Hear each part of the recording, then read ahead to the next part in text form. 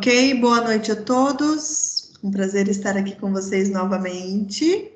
Dá para matar um pouquinho da saudade e seguirmos com os conteúdos das práticas pedagógicas, cultura corporal e cidadania. Vou compartilhar a tela com vocês e vocês me dão um ok para ver se vocês estão visualizando os slides ou não.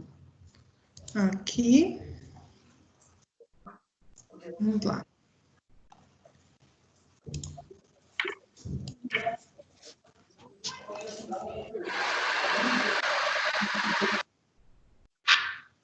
Apareceu?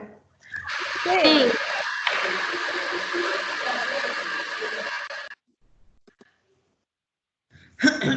Ai, minha garganta tá pegando hoje. Não, não é coronavírus, é secura de tanto gravar aula.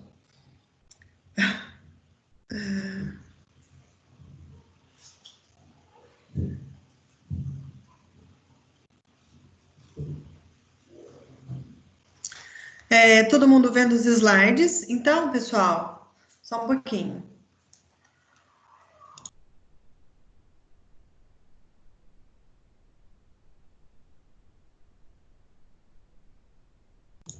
Tá complicado hoje o negócio aqui. Mas vamos lá. A aula de hoje é uma aula de revisão das unidades 1 e unidade 2, conteúdo da nossa prova. Como que vai acontecer essa dinâmica? Hoje, dia 15/4, é uma aula de revisão nas unidades 1 e 2, porque na próxima semana, no dia 22/4, que seria a nossa próxima aula, vocês realizarão a prova oficial 1 no horário da aula, tá? Então, eu vou entrar no Teams, vou encontrar vocês no horário da aula, vou ficar lá com vocês de 10 a 15 minutos, tirando dúvidas, verificando quem está com dificuldade de acesso, se há alguma dúvida de sistema, não de conteúdo. Fico uns minutinhos lá com vocês até vocês falarem para mim, olha, já estou fazendo, deu certo, consegui acessar, e aí libero vocês para fazerem a prova.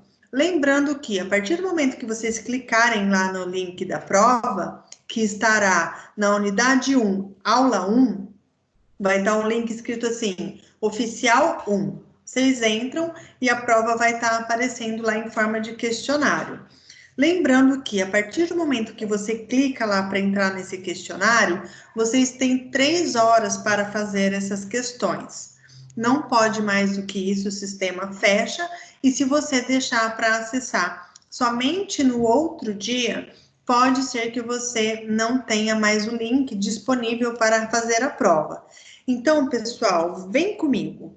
Uma prova virtual, se nós formos pensar no conforto que vocês têm, na oportunidade, inclusive, de revisar os materiais sobre os conteúdos. Se nós formos comparar uma prova virtual com uma prova presencial, eu nem preciso falar para vocês que a presencial é muito mais difícil, obviamente.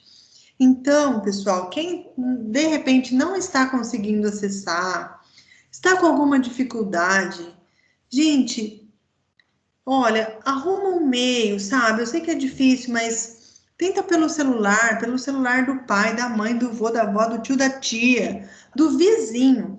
Mas tentem, no máximo, realizar essa prova no dia 22/4. Porque se vocês não realizarem essa prova, o que que acontece? Vocês terão que fazer ela presencial numa segunda chamada.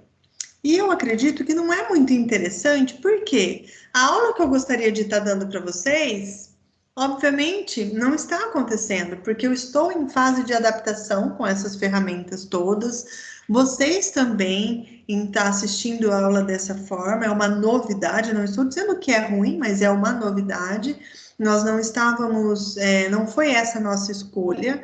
Então, assim, tentem no máximo tentar entrar nesse sistema por diferentes navegadores, diferentes meios, para não deixar para depois.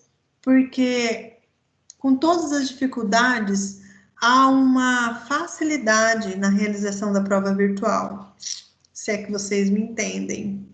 Então, tentem ao máximo não deixar para depois essa realização de prova. Certo, pessoal? Vai, cadê minha tela? Vamos voltar aqui. Só um pouquinho.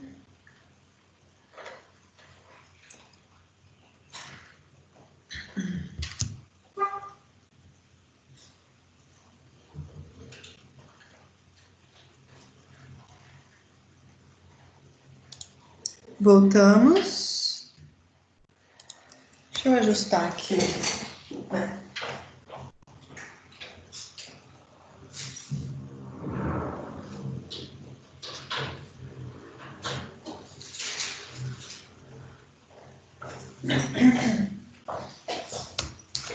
Voltou? Voltou.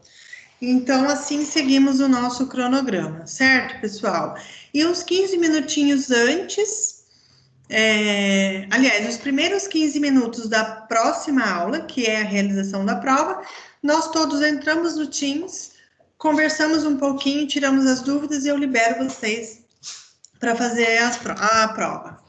Tá bom, pessoal? É aquele negócio, nós estaremos sempre juntos na medida do possível. E o que nós vamos abordar hoje é uma revisão geral e rápida e sucinta da unidade 1 e da unidade 2, que é o assunto, o conteúdo da prova oficial 1. O que vocês precisam estudar? Então, pessoal, dentro daquilo que eu acredito que seja fundamental vocês tomarem posse, conhecerem e se aprofundar um pouco mais nos assuntos que nós estávamos conversando, eu separei apenas 2 artigos. Na verdade, eram 4. Mas aí eu pensei, com todas as dificuldades, com todas as outras disciplinas, com tantas atividades, falei, eu vou enxugar um pouquinho esse conteúdo aqui e ficar com aquilo que é o mais importante para vocês. Então, nessa disciplina, Cultura Corporal e Cidadania, nós vamos embasar a prova nesses 2 estudos. Então, o estudo de Soteiro, Práticas Corporais, as Culturas Humanas e o Tempo Livre, que eu, inclusive, contextualizei ele inteirinho em uma de nossas aulas, e também o artigo Educação Física, Esporte e Cidadania, que eu também, em uma de nossas aulas, expliquei linha a linha de como aconteceu esse estudo e quais as ideias que foram ali construídas. Então, hoje eu vou relembrar tudo isso. Como? A partir de um questionário norteador. Esse questionário, ele vai nortear o estudo de vocês para a prova. Ele já está disponível no AVA, lá na unidade 2. Depois eu vejo no próximo slide o local certinho.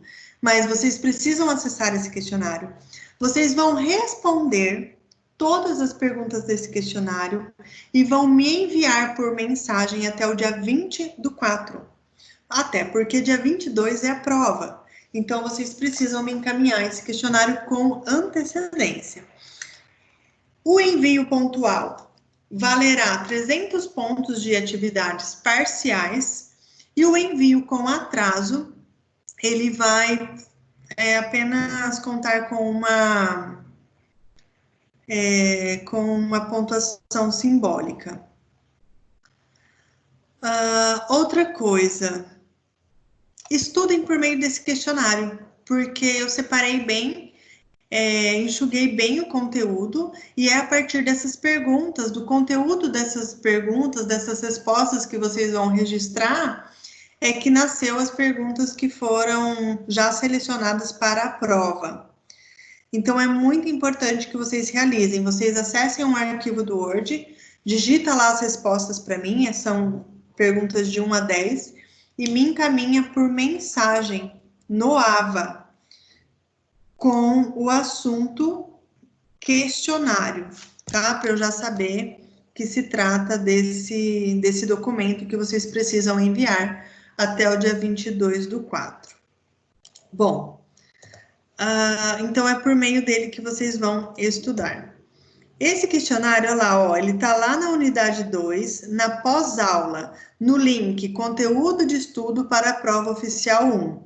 Então, nesse link estão os 2 arquivos, em que a prova será embasada e também o questionário que vai nortear. Mas eu vou falar uma parada para você. Eu acho que esse negócio de velório, se não me engano, acho que não vai nem ter velório, por causa que tem uma cidade aí que já está direto enterrando, né?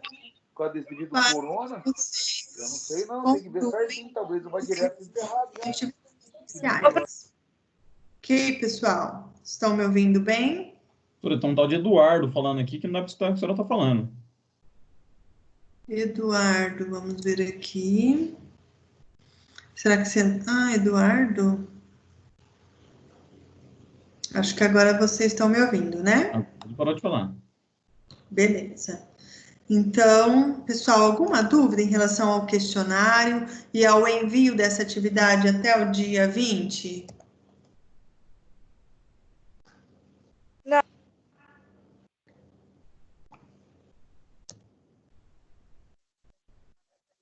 Tudo bem? Tranquilo. Tá bom. Então, olha só, pessoal. E o que eu vou fazer? Como eu não vou ter tempo de corrigir, dar o feedback para vocês sobre as respostas que vocês vão dar nesse questionário, hoje eu vou responder as perguntas desse questionário que vocês vão me enviar, mas eu vou responder ele, todas as 10 perguntas, de uma forma muito resumida. E eu preciso que vocês leiam os 2 artigos que está lá disponível nos links para estudo, porque é somente mediante a leitura que vocês vão conseguir se aprofundar melhor nas respostas. E é esse aprofundamento que vocês vão fazer na elaboração das respostas do questionário é que vão prepará-los para a prova, tá? Então, não se limitem a responder esse questionário somente com as respostas que eu vou nortear aqui, porque senão, além de ficar incompleto, você não estará bem preparado para realizar essa prova no nosso próximo encontro. Certo, pessoal? Quero contar com vocês nesse sentido, tá? A aula que eu vou dar hoje é um norte, é uma revisão, então é sucinta, é enxuta. É necessário que vocês se aprofundem no conhecimento já abordados em aulas anteriores, lendo, fazendo a leitura do artigo. Se puderem fazer a leitura do artigo acompanhando a aula que eu dei em relação a eles, perfeito. Vocês vão ter condições de fazer uma boa prova. Até porque o conteúdo é bem menor do que o que realmente deveria ser.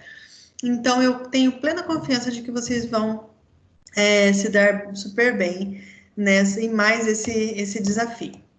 Vamos para a questão 1, então, pessoal. Start, pau na máquina, para nós finalizarmos isto o quanto antes e liberá-los para realizar as atividades solicitadas. Pergunta 1. Falar de educação física certamente é também falar de aspectos culturais. E uma das classificações mais adotadas divide as produções culturais humanas entre cultura de massa e cultura erudita. Explique cada uma delas e esclareça o seu ponto de vista em relação a essa divisão de culturas.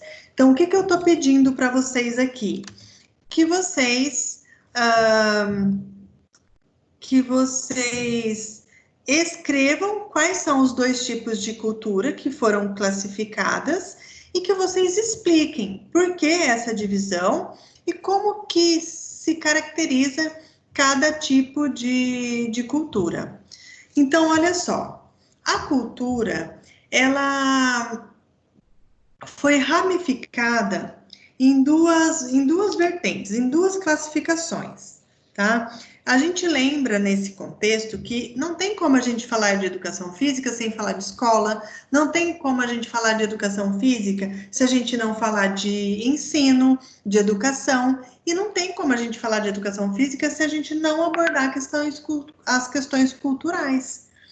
Então, mediante esse contexto, a cultura foi dividida em 2 classificações, a cultura de massa e a cultura erudita. Inclusive, na aula que eu dei sobre esse assunto, eu coloquei 2 vídeos, um que representa a cultura de massa e outro que representa a cultura erudita.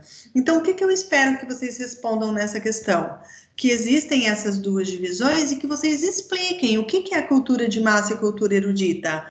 A cultura de massa, pessoal, é aquela cultura menos elaborada, mais barata, e ela geralmente está mais presente nas camadas mais desfavorecidas da sociedade. Então, o que isso significa? São aquelas apresentações culturais, aquelas manifestações culturais que não exige tanta estrutura, não tem aquela questão com figurino, instrumentos, luzes, palco, não. É uma coisa mais simples, mais raiz, vamos falar assim, né?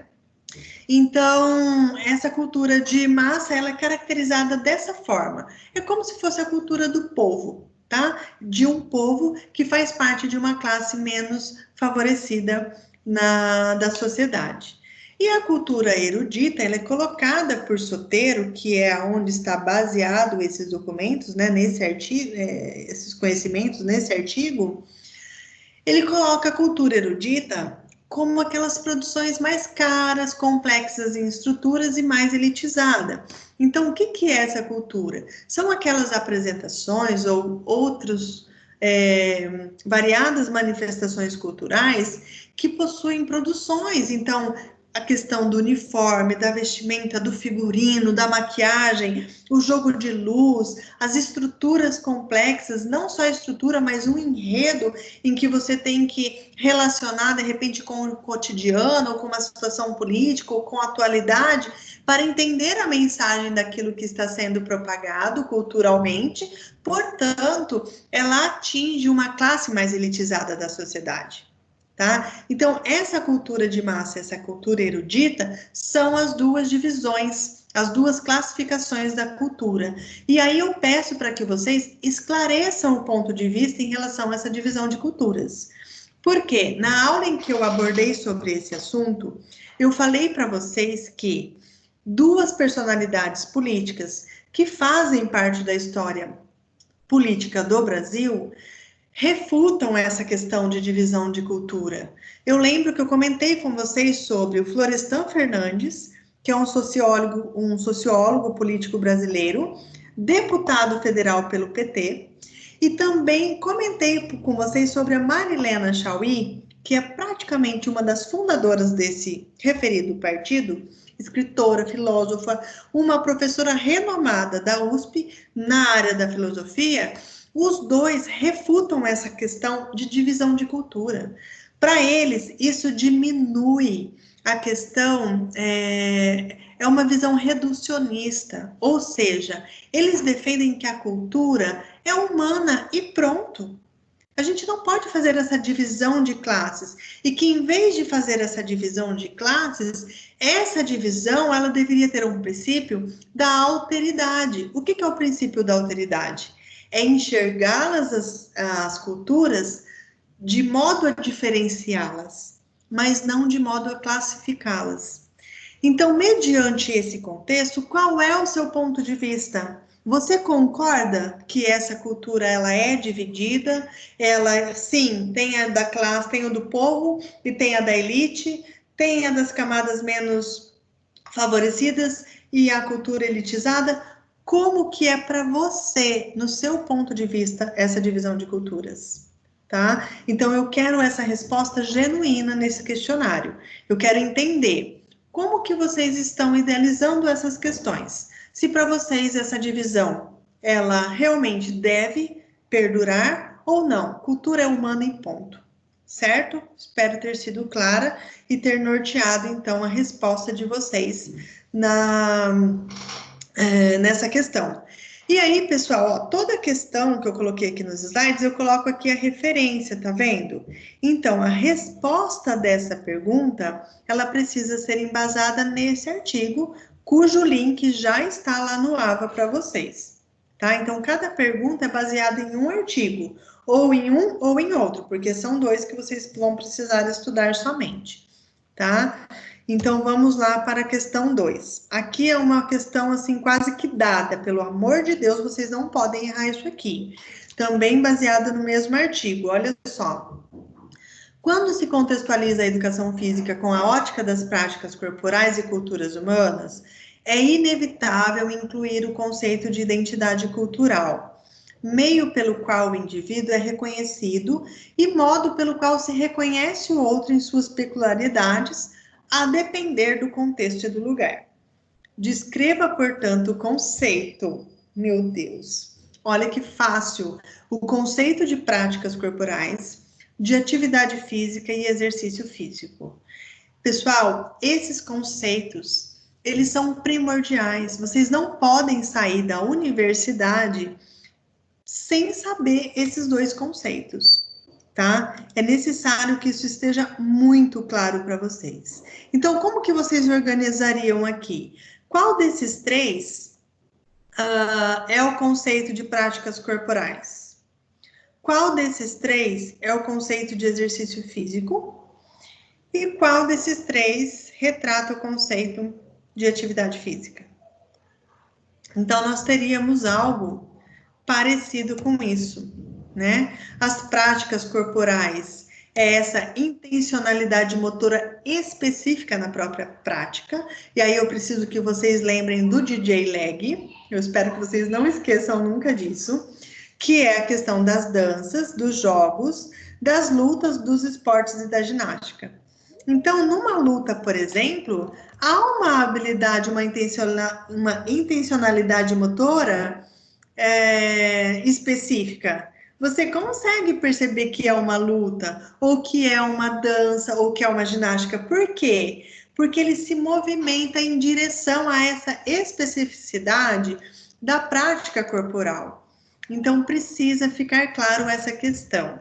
E qual que é o conceito de exercício físico? O exercício físico é voltado para resultados esperados, aquele que cumpre um conjunto de padrões e procedimentos específicos e cientificamente comprovados. Então, pessoal, é aquele exercício periodizado, que é acompanhado por um profissional da educação física, que vai colocar um objetivo. Então, a pessoa vai fazer exercício para emagrecer, para ganhar força, para ganhar equilíbrio, para ganhar massa muscular. Então, isso precisa ficar claro, tá? A diferenciação desses três conceitos.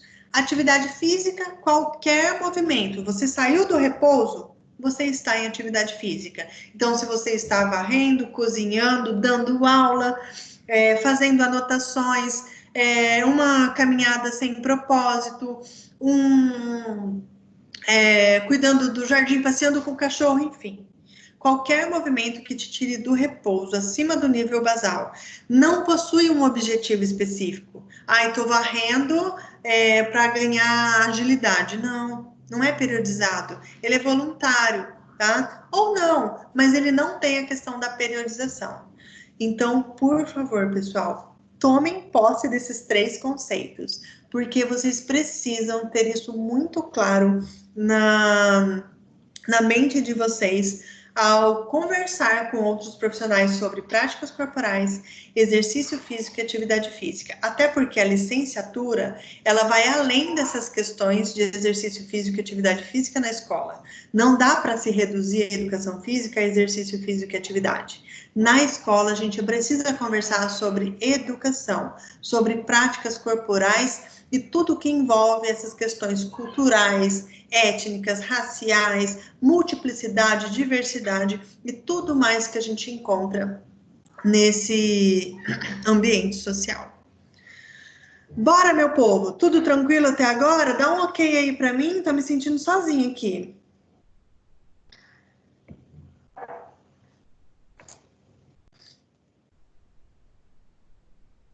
Tudo certo?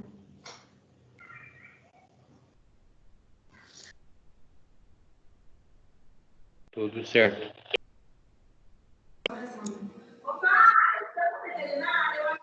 Certo, meu povo. Posso continuar? Tá muito rápido? Não, tô de boa. Não, tá bom, professora. Tá bom. Então tá, eu vou ativar o vídeo de vocês aqui de novo, porque tem gente que está com o microfone aberto. Vamos lá, então, para a questão número 3. Lembrando que o que eu estou contextualizando aqui, pessoal, é um resumo, é uma revisão. Então, não sejam tão sucintos ao responder essas questões lá no questionário norteador para me enviar, tá bom? Eu vou estar analisando essas questões. Vamos lá para a questão número 3. Para os alunos, é muito prazeroso e eficaz o processo de corporificação do conhecimento, pois promove a reflexão, a análise, o ato de relacionar tudo o que sentiu com os conhecimentos trazidos pela educação escolar. Explique o que vem a ser corporificação do movimento, do conhecimento. O que é isso, pessoal? Que a gente sempre fala nas nossas aulas. A corporificação é a promoção de Professor, você... Oi? não tá dando para ver o slide. Ué, alguém mais não está vendo?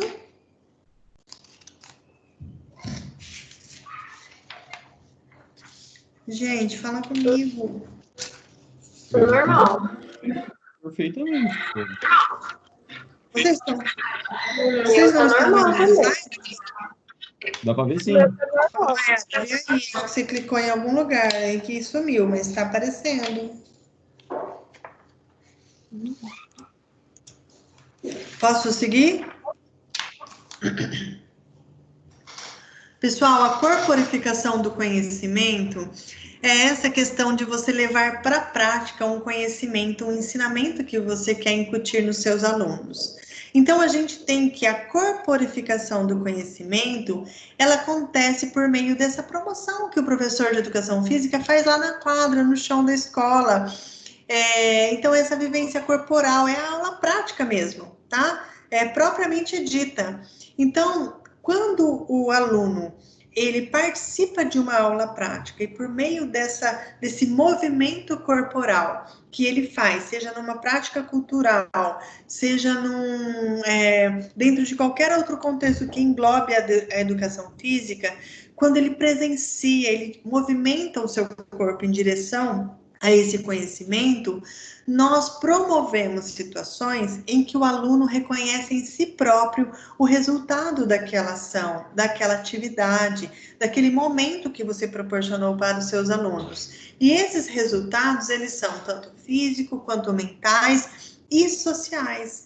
Lembra que eu contei em uma aula anterior que a minha professora, em uma das disciplinas de doutorado que eu fiz o ano passado, a professora estava falando sobre imunologia do esporte. Estou falando que eu estou engasgando nas palavras, paciência aí comigo. Nós estávamos conversando sobre células, as defesas, a imunidade, como uma célula se comporta nas questões mais diferenciadas de patologia, e ela levou um monte de bolinha colorida e levou a gente para a grama lá dentro da universidade. E ali ela fez um jogo em que a gente podia entender que na presença da doença, nós, as células, nos conectavam a outros tipos de células que eram representados por bolinhas de outras cores. E quando eu vi aquilo e eu me vi participando daquilo e aprendendo com esse movimento que eu estava fazendo de sair correndo ou de pegar uma outra pessoa, obedecendo as regras ali daquilo que ela propôs a me dar, pessoal, foi muito surpreendente para mim, porque eu jamais imaginei que numa aula de doutorado eu teria uma aula prática, corporificada, para que eu pudesse vivenciar de fato aquele conhecimento. Então imagina, se para um adulto tem tanto significado, vocês podem imaginar o quanto isso reflete no desenvolvimento dos nossos pequenos? Lá no ensino básico, desde a educação infantil até o ensino médio. Então, quem tem essa maestria de corporificar o conhecimento dentro da escola são os professores de educação física. Essa é uma das estratégias que nós podemos utilizar para levar o encantamento da nossa disciplina, mas também para que ela se consolide cada vez mais como uma disciplina genuína dentro desse ambiente, ou seja, ela está lá porque ela tem os seus objetos de conhecimentos específicos. Nós não estamos lá para facilitar a vida do aluno na matemática, para facilitar a vida do aluno na aprendizagem de ciências. Isso já acontece, já é subentendido que o movimento ele favorece o aprendizado, mas não é por isso que nós estamos lá na escola. Nós estamos lá porque nós temos diferentes objetos de conhecimento a ser passados aos nossos alunos e com maestria nós fazemos o processo de corporificação desse conhecimento. Então é isso que eu espero que vocês contextualizem na resposta da questão número 3. Então, vocês vão explicar o que é essa corporificação do conhecimento. Beleza, pessoal?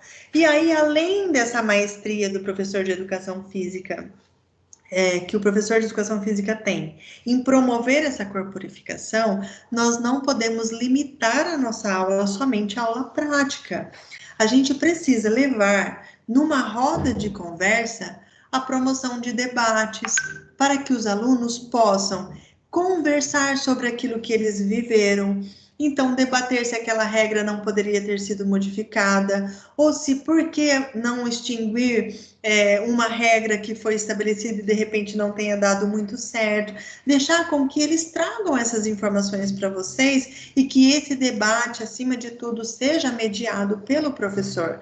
Porque assim ele vai ouvindo um, ouvindo o outro, possibilitando que os alunos se escutem e escutem o outro, que eles aprendam a se colocar no lugar do outro, ouvindo a experiência desse amigo na corporificação deste conhecimento, e também a questão de você, dentro das práticas corporais, promover sim a corporificação desse conhecimento e oportunizar para os nossos pequenos a personificação de personagens. Deixa ele ser aquilo que ele quer ser, que ele tem vontade de ser, promovendo momentos certos para isso. Vai ter o momento certo de ser pegador, de ser pegado, de ser escondido, de ser procurado, de atacar, de defender, de sorrir, de ficar mais sério, de agir mais com foco mais presente no intelectual, com foco mais presente na habilidade corporal. Então, esses debates, essas rodas de conversa, elas de fato enriquecem as nossas aulas. Então, nós não podemos reduzir somente a aula prática. Isso precisa ser conversado entre os alunos, e aqui, então, eu consigo contextualizar de uma forma geral e resumida o que vem a ser a corporificação do conhecimento. Beleza? Vamos para a questão número 4. Deixa eu voltar só aqui, que tem gente me esperando. Voltei. Tá. Continua vendo os slides?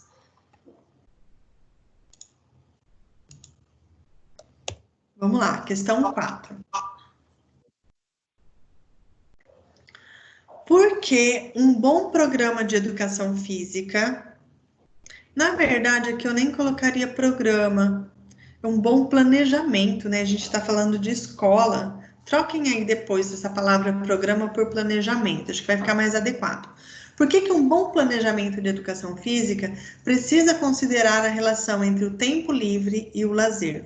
Isso aqui também foi abordado em uma de nossas aulas.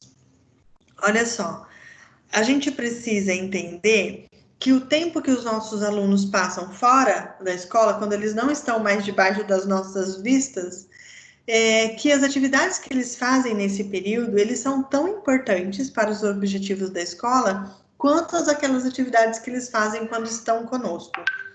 E aí a gente faz uma relação da seguinte forma: o tempo livre, o tempo do lazer, é nesse tempo que as produções culturais são desenvolvidas.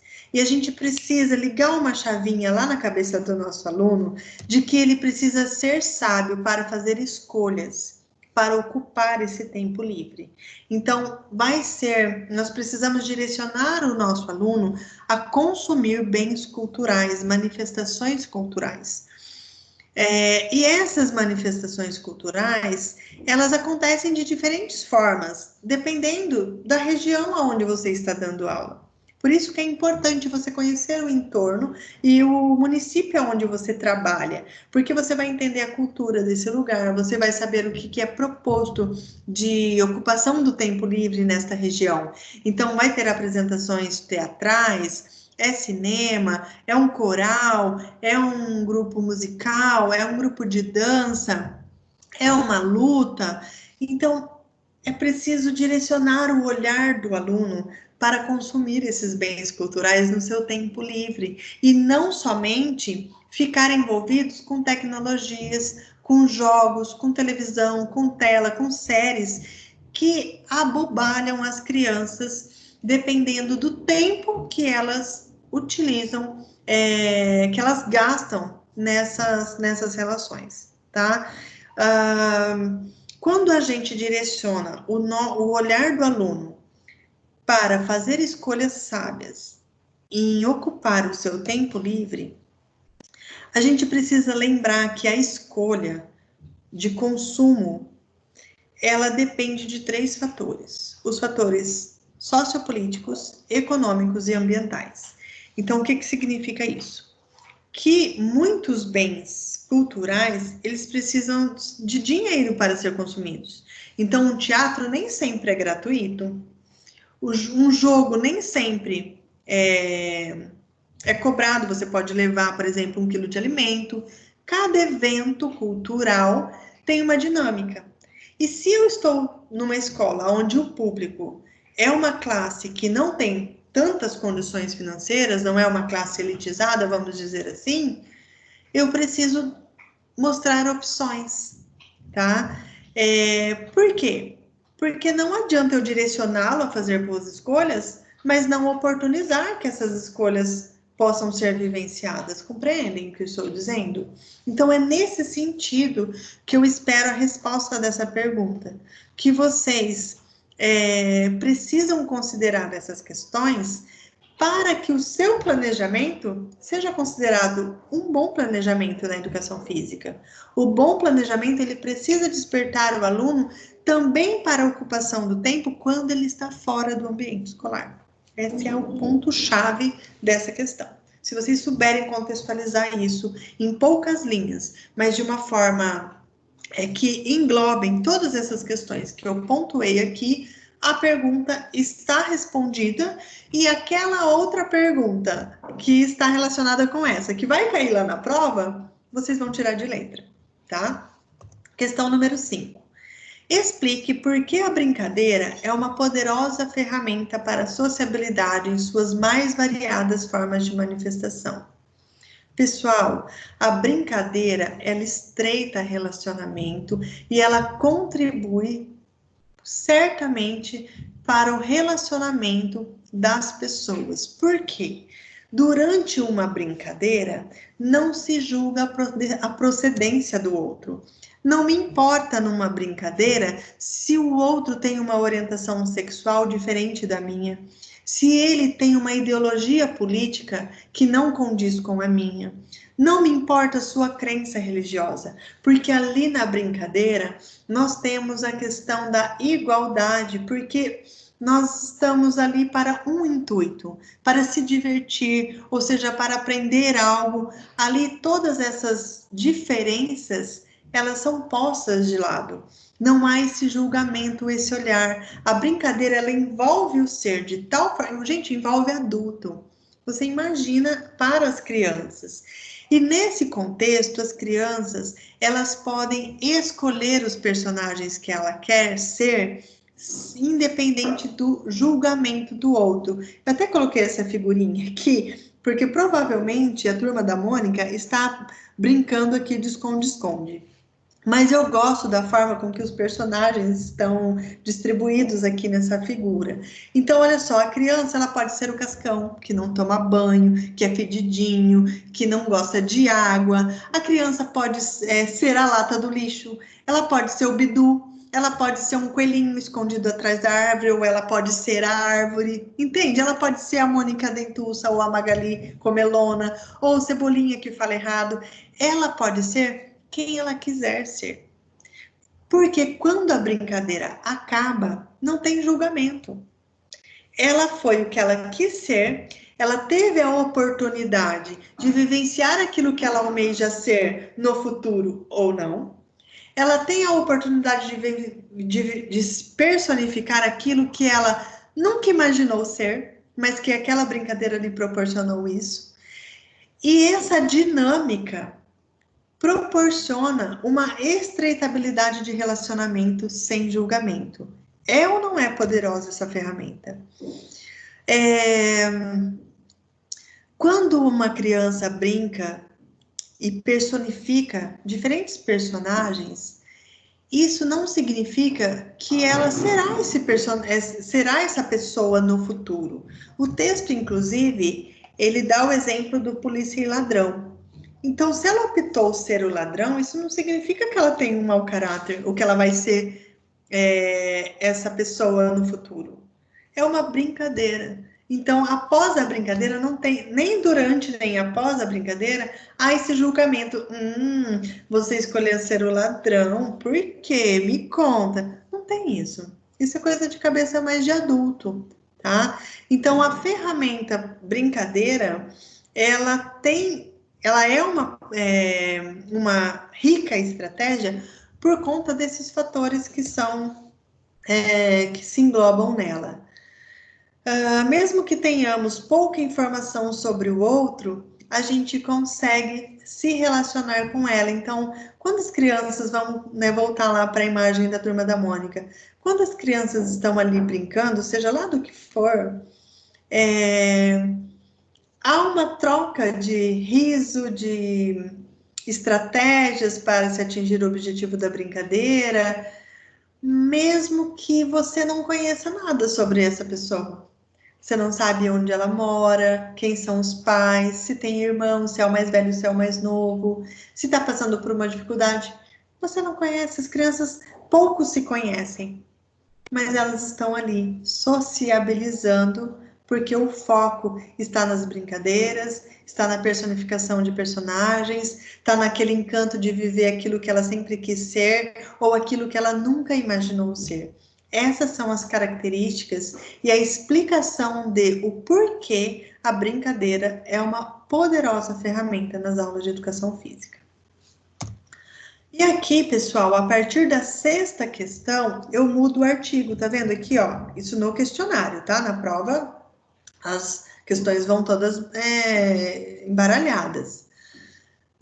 A partir da questão 6, o meu embasamento muda de artigo, tá vendo? Nós fomos lá para o BET, Educação Física, Esporte e Cidadania. Então, aqui a gente dá uma continuidade neste assunto, mas já estamos na unidade 2, mas aí a gente vai falar com foco mais na cidadania do que na educação física. Então, vamos lá. A cidadania estabelece um estatuto de pertencimento de um indivíduo a uma comunidade, ó, eu embaralhando as palavras de novo, e lhe atribui um conjunto de direitos e obrigações. Nesse sentido, Marshall divide a cidadania em 3 instâncias. Quais são elas? Então, peço para vocês citá-las e para contextualizá-las. O que significa isso? Para vocês explicarem cada instância da cidadania. Então, eu coloquei aqui as 3. Nós temos a primeira, a segunda e a terceira geração. O artigo, ele cita a 4ª também, geração, que está vinculado àquelas pessoas fabricadas fisiologicamente. Lembra que eu comentei em uma das aulas que são atletas que têm a genética totalmente modificada. Então, não vou entrar nessa questão. Eu acho que se vocês citarem apenas as 3, estará ótimo. Então, olha só, vamos contextualizá-las. A primeira geração, ela se dá nos séculos XVIII e no século XIX. No século XVIII, nós temos a promoção, os direitos civis e individuais. O que são esses direitos? É o direito à vida, o direito à liberdade, o direito de igualdade e o direito de ir e vir. O de ir e vir está complicado, né, no atual contexto, mas é um direito. Século XIX, já nasce a questão dos direitos políticos, que eles são individuais, mas eles são exercidos coletivamente. Então, refere-se à organização política. Então, eu tenho o direito de ter uma organização política, de me reunir com essas pessoas que defendem as mesmas ideologias que eu. Eu posso criar sindicatos para defender a minha classe operária, industrial, seja lá o seu campo de atuação. Então, essa é a primeira geração da cidadania. Lembrando que nós, quando estamos atuando na escola como professores de educação física, a gente forma cidadãos. Então, nós precisamos conhecer essas diferentes instâncias, porque as nossas aulas, elas precisam de um momento ou outro, em um período ou outro, formar o aluno para vivenciar esse direito e, inclusive, para reivindicá-los no caso deles serem desrespeitados. A segunda geração, ela já está lá no século XX. Essa geração, ela diz respeito a direitos sociais e econômicos. Então, é o direito ao trabalho, o direito à saúde, o direito à aposentadoria e o direito ao seguro-desemprego. E aqui nasce um direito que está linkado também mais diretamente com a nossa área. Todos estão. Mas o direito ao lazer, ele nos diz respeito. E nós já conversamos sobre isso e nas questões anteriores, que é a questão de nós voltarmos o olhar do nosso aluno para fazer escolhas sábias ao ocupar o seu tempo livre, aonde ele não está conosco, aonde ele está em ambientes com sua família ou com seus responsáveis. E a terceira geração, pessoal, da cidadania, são direitos que ainda eles são reivindicados, eles não estão bem solidificados na sociedade. Eles são reivindicados desde o século XX, então nós já mudamos de século, mas nós continuamos na luta da apropriação desses direitos. Então, são direitos difusos, o titular não é indivíduo, mas os povos, as nações, as coletividades étnicas. Difuso significa que ele se alastra rapidamente por diferentes nações, diferentes continentes, ou seja, para o mundo todo. Então, esse direito, ele diz respeito a toda a humanidade, que é a questão de defender o meio ambiente, o direito das mulheres, o direito das crianças, das minorias, de diferentes contextos da sociedade. Tá? Eu espero que tenha ficado claro para vocês a contextualização dessas três gerações. E a educação física, ela aparece com mais clareza quando a gente fala de século XX, quando a gente fala de segunda geração, aonde nós temos ali decretado o direito ao lazer. Sétima pergunta. Nossa, acho que eu estou indo muito rápido. Se eu estiver muito rápido, pessoal, vocês falem no microfone, professora, para, pelo amor de Deus, que eu paro. E vou mais devagar. Questão 7. Segundo o Beth, aqui eu já dou uma dica do artigo que eu estou usando, ó, que é o artigo que está referenciado aqui no rodapé do slide. Segundo o Beth, a cidadania conjunta com a educação física possui 3 princípios. Quais são eles? Então, a cidadania, quando nós estamos falando de educação física e cidadania, ou seja, no contexto escolar, nós temos princípios que precisam ser obedecidos, cumpridos. São eles o princípio da inclusão, e o princípio da inclusão, ele está direcionado ao direito básico do aluno. Então, se há educação física, ele tem o direito de participar dessa aula. E não pode acontecer de que outros professores de outras disciplinas venha a solicitar a sua aula ou utilizar a sua aula para um reforço ou para qualquer outra disciplina que não seja você o ministrador dessa aula. Porque se eu faço isso sem comunicar o professor de educação física, sem comunicar o aluno, sem estar de acordo com os atores sociais que englobam a escola, eu estou infringindo um princípio da cidadania e da educação física.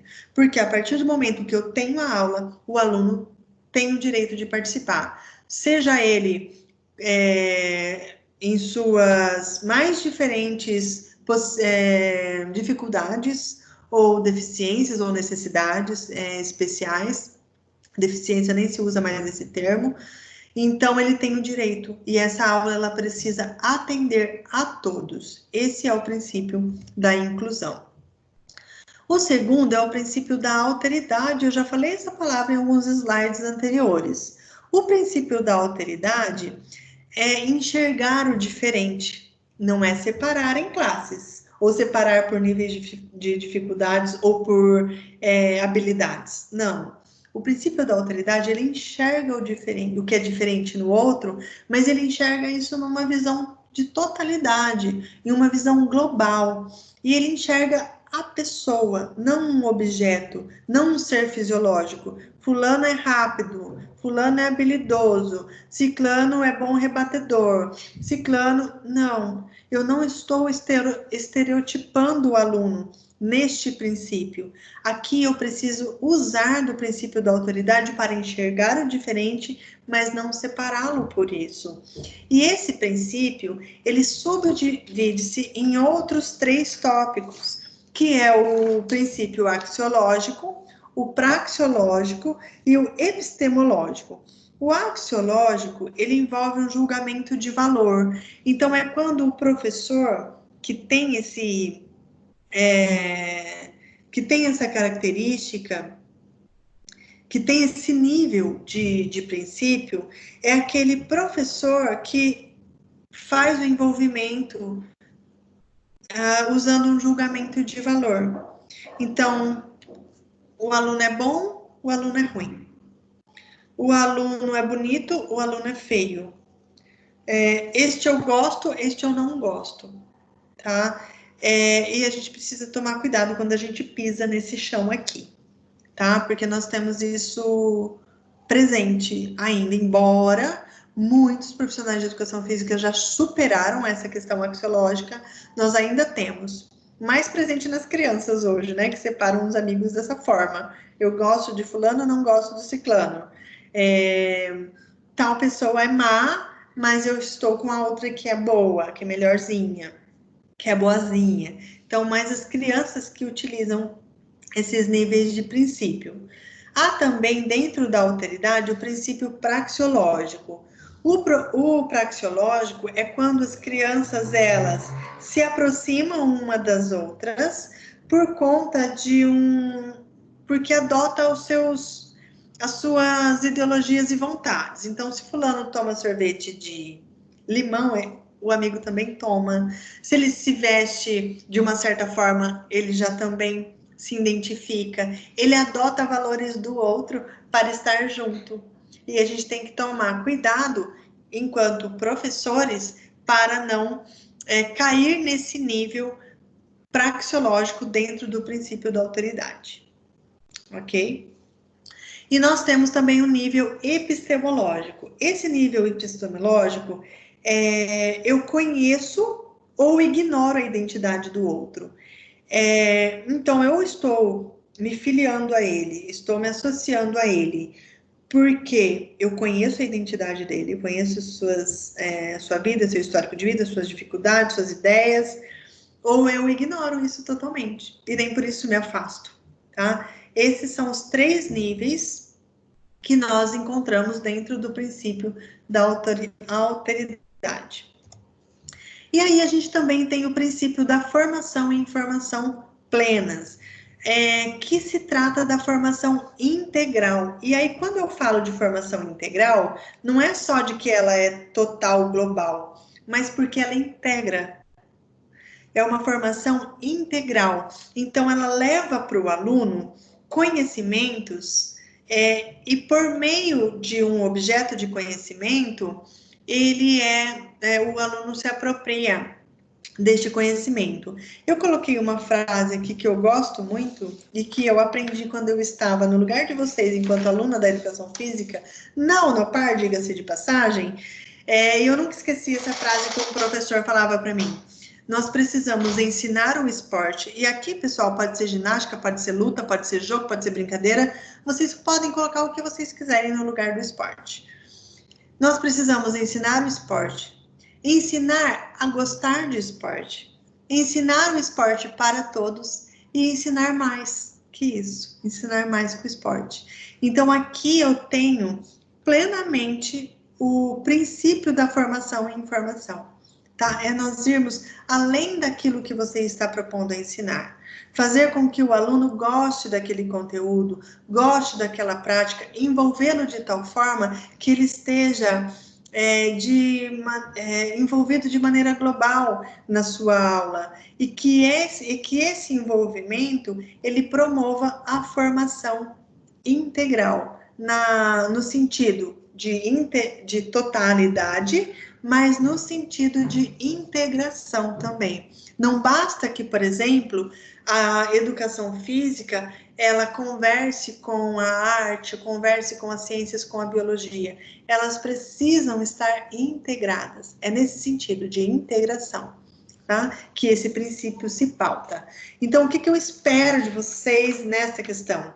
Que vocês citem esses 3 princípios e que, de uma forma bem clara, vocês possam explicar cada uma delas diante dessa visão de Mauro Betti.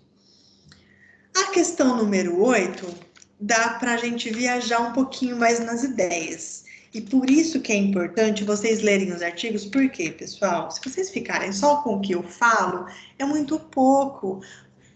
Os artigos, eles vão despertar mais insights, vão te dar mais ideias, vai te dar mais criatividade na resposta dessas questões. E essa questão é bem gostosa, olha só. A democratização dos meios de comunicação é uma exigência que se coloca para a sobrevivência da democracia. No entanto, o direito à informação é um novo direito, pelo qual se deve lutar. Então, nós temos uma novidade aí de direito, na qual nós precisamos reivindicar. E, nesse sentido, eu peço para vocês explicarem como que a escola pode educar para a mídia. Eu lembro que, durante a contextualização desse assunto, eu mostrei o meu filho envolvido com o jogo, mostrando para vocês ali, de fato e na hora, de que a comunicação dessas crianças, com as suas diferentes faixas etárias, a comunicação delas está envolvida com um processo audiovisual muito rico, muito dinâmico, muito rápido, com muito gráfico, com muita cor, com muita luz, com muito tudo, né? É essa mixagem entre som, palavra e imagem. E a partir do momento que eu tenho essa geração que se comunica por meio de tantos recursos audiovisuais, eu preciso compreender essa linguagem. Perdão. Se eu não compreender a linguagem do meu aluno, como que eu me comunico com ele?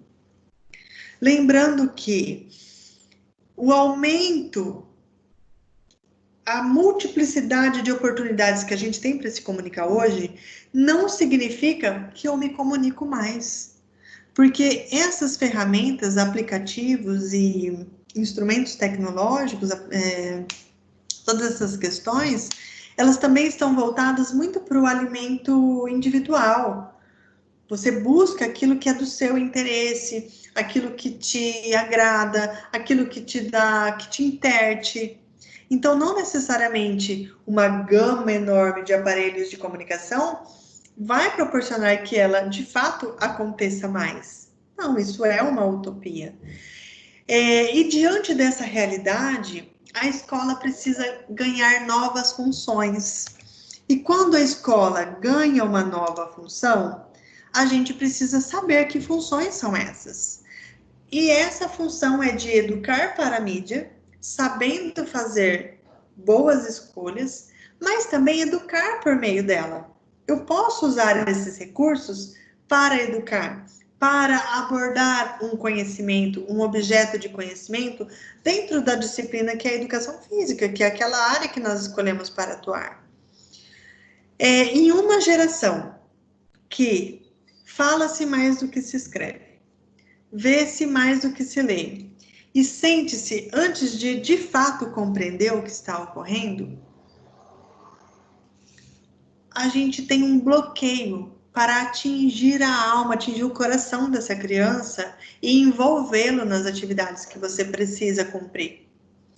Tá certo de que a Base Nacional Comum Curricular, os referenciais estaduais que a gente precisa cumprir, talvez, pessoal, nem atendam mais às necessidades dos nossos alunos, mas é o que nós temos. E até isso, de fato, nem posso dizer se evoluir ou atualizar, e daí vocês utilizam o termo que vocês acharem mais adequado, mas enquanto esse processo não evolui, não se atualiza, é o que a gente tem nas mãos. E a gente precisa encontrar diferentes estratégias para agir com os nossos alunos na sala de aula. Então, como que a escola pode educar para a mídia? Vocês precisam trazer para mim uma contextualização de como que vocês vão se preparar. Lembra que eu falei para vocês que vocês vão dar aula para os meus netos? Se o pai, né, já tem toda essa questão da comunicação audiovisual muito rica, muito estimulada, como que vai ser o filho, né? Como que vai ser o meu neto, por exemplo? E é para eles que vocês vão dar aula. Então, é necessário que haja uma preparação profissional, que haja uma compreensão, porque o professor tradicional, e vocês se deparam muito com professores tradicionais, inclusive dentro da universidade, esses professores, eles vão perder espaço com o tempo, porque a forma com que eles se comunicam já não atende mais a nova geração.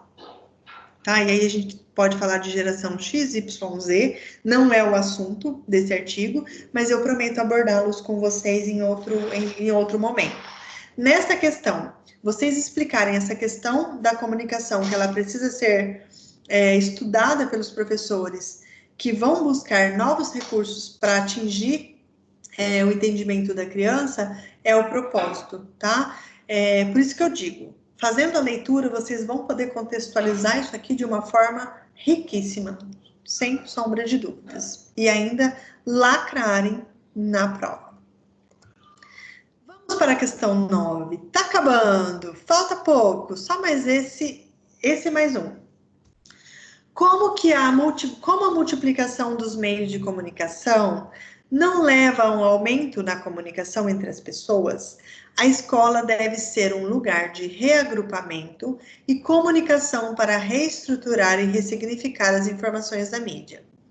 Nesse contexto, a escola deve proporcionar aos seus alunos um ambiente de conexão. Quais são os aspectos que devem ser considerados nesse novo papel da escola? Então, aqui é uma continuidade, né, basicamente, da questão anterior. A escola não precisa se preparar para receber essa nova geração tão envolvida com mídia e múltiplos recursos audiovisuais? Então, o que a gente precisa considerar na escola? Quais são os aspectos para que a escola seja um ambiente de comunicar-se, de conectar-se indivíduo com indivíduo, e não indivíduo tecnologia? Então, a escola ela precisa ser a mesa do saber. O que é uma mesa de saber? Quando eu uso esse termo, eu imagino realmente uma mesa redonda, cheia de livros, de artigos, de planejamento, e aí eu falo de canetas coloridas, canetinha, porque professor sem isso, meu Deus do céu, né? É complicado, pelo menos para mim. Não sei para a nova geração como que tá. Mas eu imagino isso. E a mesa do saber, uma mesa redonda, onde as pessoas estão ali, vamos falar dos alunos, onde os alunos estão ali debatendo, conversando, eu propicio uma conexão de ideias, uma conexão de ideologias, uma conexão de empatia, de ouvir a visão de mundo do outro e de compreender o porquê ele enxerga diferente de você.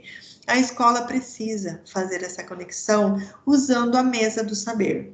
Uma outra coisa que a escola precisa ter em seu novo papel é a sabedoria dos seus gestores e dos seus professores em complementar a ideia que o seu aluno traz. Então, se o seu aluno traz um assunto novo, um assunto que de repente você não tenha familiaridade, você precisa atualizar-se o mais rápido possível para você complementar as ideias que ele te trouxe. Você precisa estar à frente. Se você não consegue, naquele momento, estar à frente, você precisa usar da humildade para investir tempo na apropriação desse novo conhecimento que ele te trouxe e, com sabedoria, fazer complementos para que a comunicação deste mesmo assunto aconteça, para que haja conexão entre o indivíduo e para que você exerça o papel principal que você tem na escola, que é enriquecer o conhecimento que o aluno já traz de casa. Isso é uma, né, das funções.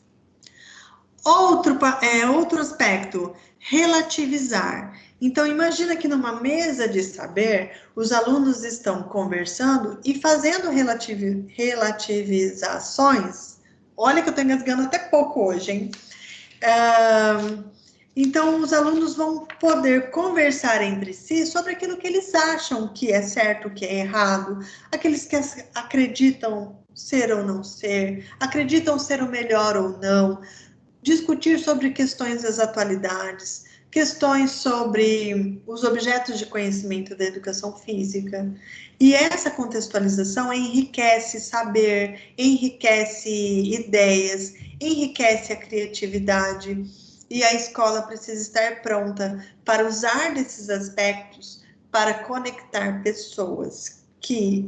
O que a gente vê hoje em dia? Que a internet, ela aproxima quem está longe, mas ela distancia quem está perto. E qual que é o papel da escola? É reconectar essas pessoas. Os alunos precisam se conhecer, saber quem são da mesma sala, o que fazem, como ouvir e quando comem, quase um Globo Repórter. Meu Deus, Globo Repórter não, porque senão a gente vai falar de Globo e a gente vai mudar de assunto, e aí eu já vou ficar nervosa. Meu Deus, vamos lá. Voltando. A escola precisa também abordar o aspecto da crítica, então a gente precisa promover no nosso aluno a questão da criticidade.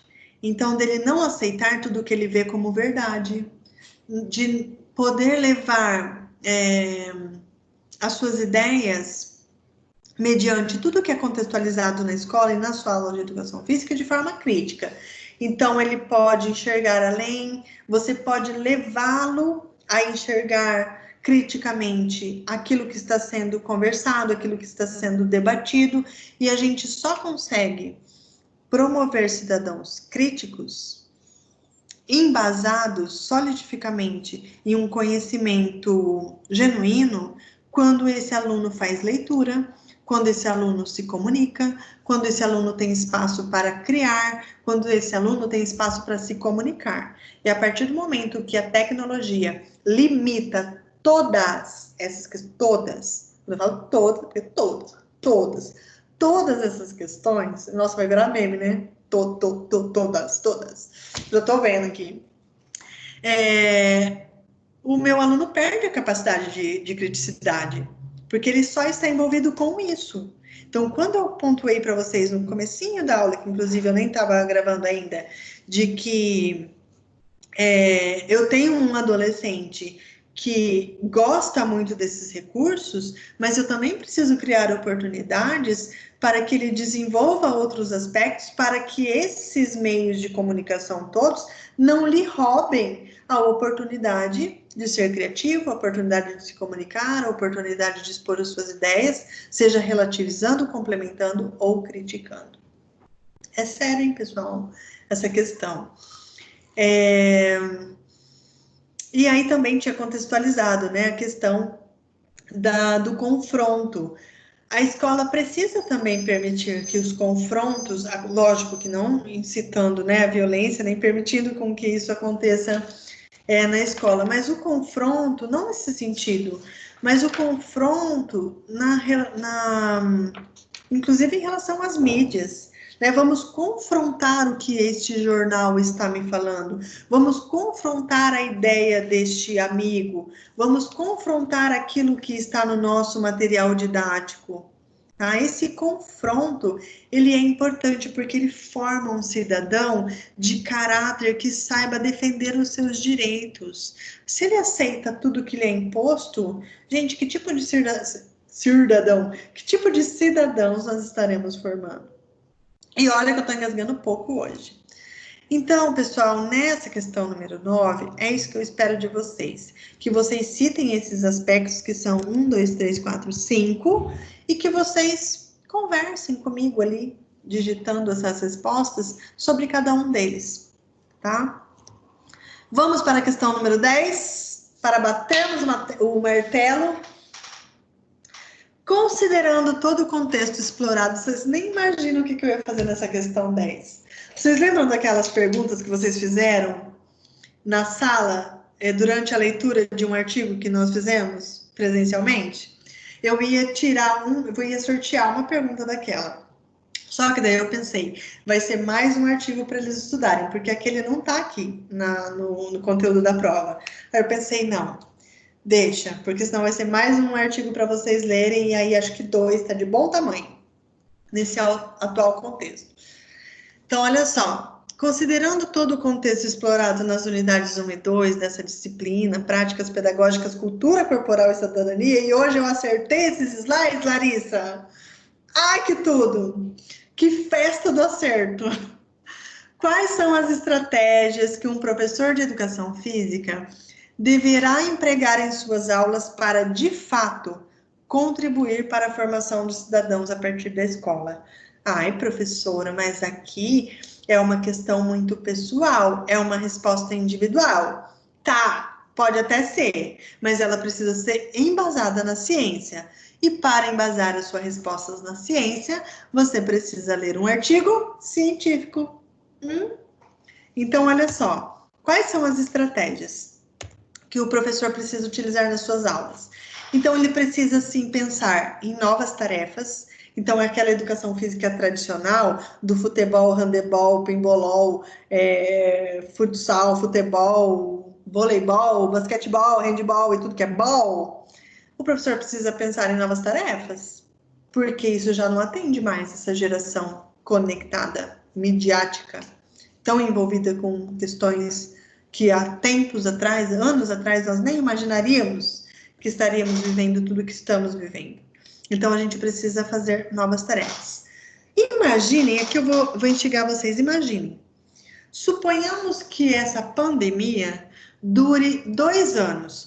Pelo amor de Deus, professora, não fala isso. Não, só imagina. 2 anos. E a escola não pode parar. Suponhamos que a escola não vai parar. E você é professor de educação física e você foi convocado para trabalhar numa escola durante uma pandemia, só que você não vai dar aula presencial. Você vai dar aula online e você precisa cumprir essa carga. Quais são as tarefas que você vai desenvolver online? Vocês já pensaram nisso? Vocês já pensaram que o mundo de antes da pandemia já não existe mais? Que a partir do momento que isso tudo der uma abaixada na poeira, nós teremos um novo mundo? Com novas oportunidades, com inúmeras, talvez, perdas, nem tantos ganhos, enfim, não se sabe. Mas como que você vai repensar a sua profissão? Ou você vai mudar de área? Então, o professor precisa pensar novas tarefas e, além de novas tarefas, novas estratégias para executá-la. Me aguardem na unidade 3 e 4, nós vamos fazer um trabalho show de bola envolvido com essa questão. O professor precisa empregar em suas aulas a formação de um espectador, que no caso é o aluno crítico e insensível. Não vou contextualizar isso aqui, porque eu já falei em slides anteriores e até demais, como sempre. Exploração da função de conhecimento presente na mídia e das contradições que o seu discurso revela. Mas isso aqui é uma delícia, que vontade que eu tenho de estar na sala de aula com vocês para a gente poder conversar de fato sobre isso. É muito chato ficar aqui falando sozinha. Mas olha só, a exploração dessa função é que o mesmo jornal que fala A, fala B. O mesmo noticiário que defende um, critica o mesmo. Como que a gente vai despertar o olhar do nosso aluno para essa questão de forma inovadora e que o chame atenção e prenda atenção para essa atividade, e ainda mais dentro da educação física? Então, assim, quando ele faz a leitura de um noticiário, ele vai ter condições de perceber que esse noticiário é tendencioso? Ou de que este artigo é tendencioso ou tem uma linha ideológica muito clara? Vocês conseguem perceber esse viés científico? Despertem atenção para isso. Preservação dos contra-estereótipos. Então, a gente precisa evitar essa criação de estereótipos, não rotular, não promover atividades que isso possa criar traumas, frustrações que não competem a nós nem à escola. Então, nós precisamos ter muito cuidado quando a gente fala de uma educação física que forma cidadão, em que a gente vai abordar questões sociais, políticas, econômicas e tudo mais, a gente precisa ter cuidado na estratégia que nós vamos utilizar para que o seu tiro não saia no seu pé. Lúdico, prazer, saúde global e o lazer. A educação física precisa utilizar dessas estratégias em suas atividades. Professora, na prática, me dá um exemplo, como que eu vou abordar, como que eu vou empregar todas essas coisas na minha aula, na prática? Pessoal, uma simples brincadeira, aonde é tão rica em seus recursos, é uma ferramenta tão valiosa na questão da sociabilidade, ali você já consegue enxergar todas essas questões, tá? A criança por si própria já é lúdica. Se ela não tem isso tão aflorado, você vai promover a partir da contação de histórias, a partir da corporificação daquele conhecimento. Educação física tem as suas maestrias, e elas conseguem atingir todas essas questões, mas não em uma única aula, né, pessoal? Isso aí é assunto para o ano inteiro. Se uma dessas questões já foram utilizadas em apenas uma aula, já é um bom começo. E aí, além dessas questões que eu coloquei aqui, que vocês podem empregar nas suas aulas para contribuir para a formação dos cidadãos a partir da escola, eu espero que, além dessas questões, vocês me tragam coisas novas, tá? Lembrem que vocês são profissionais de uma área, vocês serão professores, já são professores de educação física, professores em formação, tá? Assim eu os considero. Então, eu espero de fato que vocês me tragam coisas novas, ideias que eu possa ler e falar, meu Deus, eu nunca pensei nisso. Ou olha que estratégia interessante. Pensem, busquem nos artigos essas informações, porque esse conhecimento à luz da ciência vai iluminar a imaginação de vocês para me trazer novidades, que é isso que eu estou esperando quando eu peço que vocês respondam esse questionário e me mandem por mensagem no AVA. Certo, pessoal? Vamos para as dúvidas?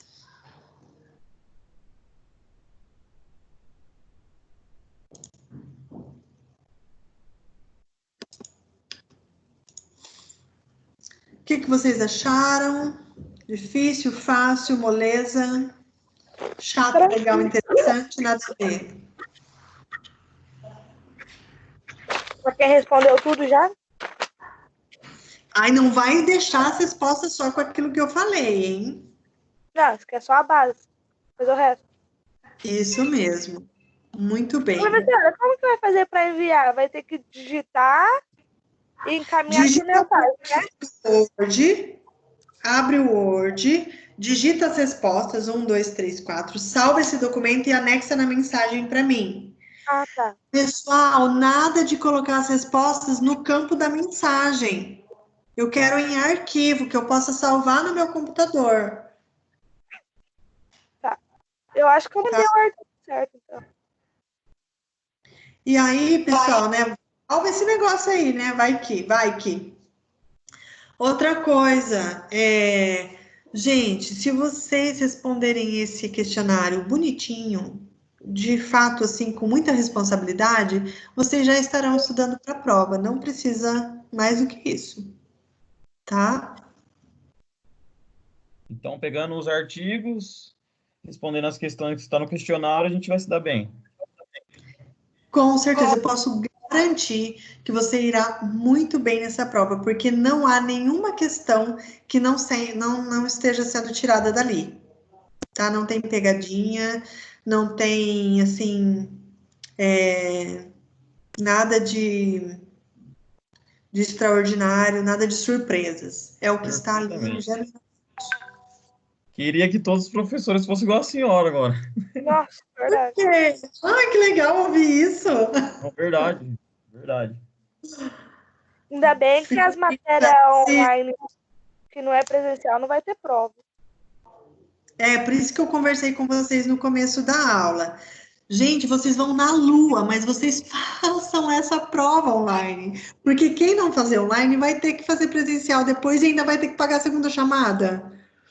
Então, façam essa prova online pelo celular. Não testa o notebook no dia da prova, que será dia 22, isso. Se programem antes. Entrem comigo aqui na sala. Nós vamos ficar 15 minutinhos juntos, tirando as dúvidas. Quem tiver com dificuldade de tudo não conseguir, precisa me avisar para que eu possa passar para a coordenação e a coordenação passe isso para a diretoria, para ser resolvido da melhor forma. Mas vamos nos esforçar, pessoal, o máximo para que vocês façam de fato essa prova e já se livrem dela para a gente partir para a unidade 3 e 4. Senhora, será que se não voltar antes de acabar o semestre, a avaliação oficial 2 vai ser online também? Se não voltar antes, tudo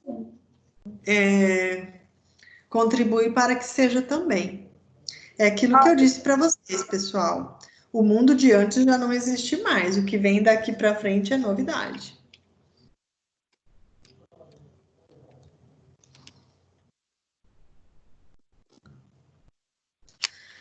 Pessoal, então era isso que eu queria partilhar com vocês hoje.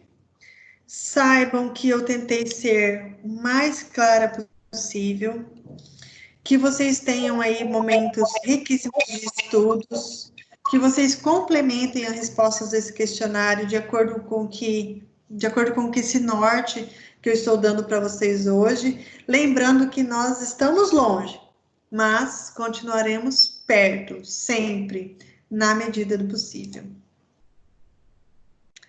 Ok, pessoal? Ok. Alguém quer falar mais alguma coisa? Tanta gente nessa sala, ninguém fala comigo.